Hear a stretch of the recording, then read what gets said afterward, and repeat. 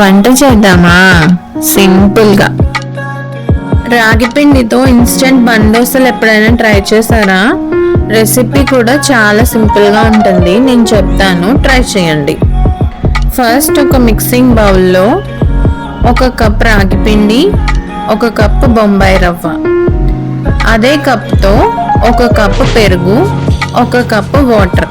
Ratios అన్నీ 1:1:1:1 ఉంటాయి, ఎక్స్ట్రాగా ఏముండవు. అన్నీ ఏ కప్తో తీసుకున్నారో రాగి పిండి అదే కప్తో మిగతా 3 కూడా తీసుకోండి.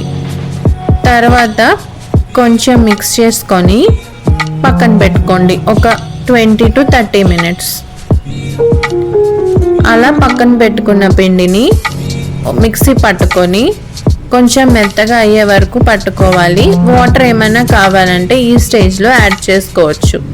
వాటర్ అయితే మరీ ఎక్కువగా యాడ్ చేయొద్దు.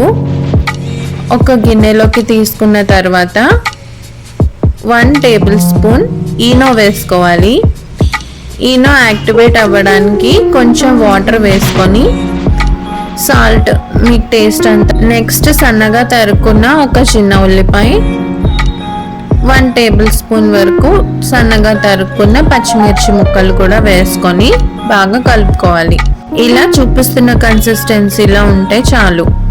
స్టవ్ మీద చిన్నగా కొంచెం లోతు ఎక్కువ ఉన్న బాండి పెట్టుకొని అందులో కొంచెం ఆయిల్ వేసుకొని బ్యాటర్ వేసుకొని పైనుండి మూత పెట్టుకోవాలి. 2 సైడ్స్ మంచిగా కాలిన తర్వాత తీసుకొని సర్వ్ చేసుకోవడమే. చాలా సింపుల్ కదా. ముందు రోజు పిండి నానబెట్టే పని కూడా లేదు, అప్పటికప్పుడే ఇన్స్టెంట్గా వేసుకోవచ్చు. మీరు కూడా ట్రై చేసి టేస్ట్ ఎలా వచ్చిందో కామెంట్ చేసేయండి.